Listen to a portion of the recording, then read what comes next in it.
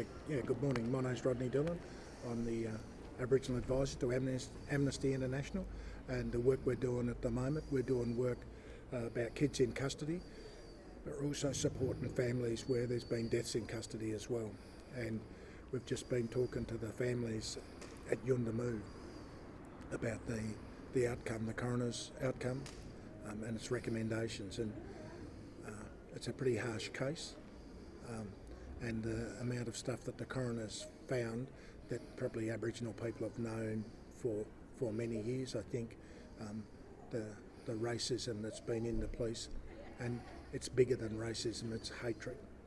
The hatred towards our people in those communities has been there for a long time, and it's taken a death in custody for some of this to come out and to be recognised.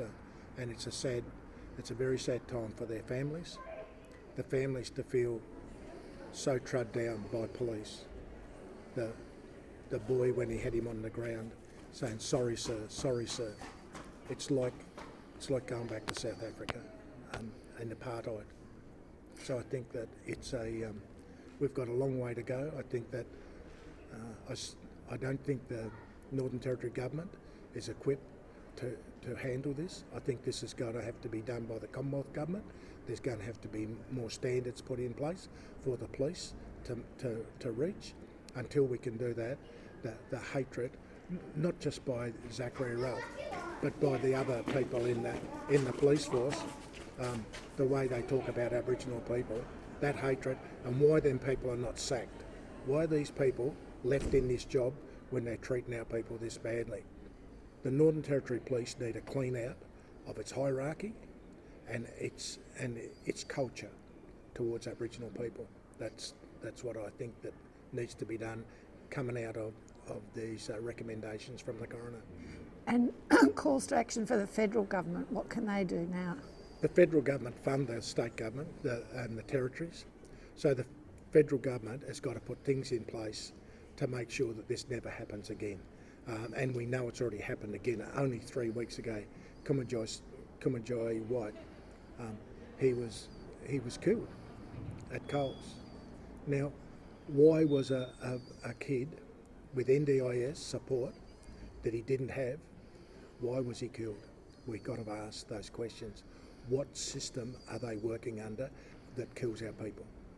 There's a lot of concern about the actions the Northern Territory Government is taking with punitive policies. What opportunity is there for the inquest recommendations to make any difference? I don't think that the Northern Territory Government, neither Labor nor Liberal, are capable of making change. I don't think they're making cultural change.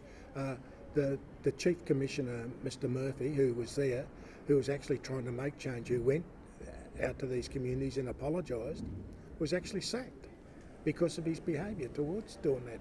So I think the hatred that's in the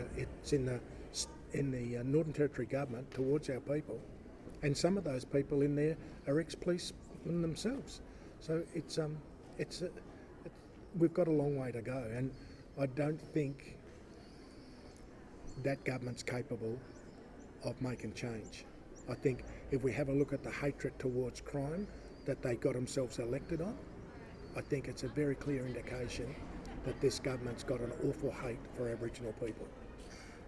Our readers are people working mainly in the health sector. Do you have any calls to action for the health sector in the wake of... I think the health sector can do a lot of change. I think that they are doing a lot of change. The health sector, like having Indigenous run solutions, and that's what Ned's calling for out there. Indigenous policing in Yuendemu. That's what Uncle Ned's calling for. Like, that's what he wants, and that's what we should be having. Aboriginal people helping looking after Aboriginal people. Is there anything else you'd like to add? No, I think that's fine.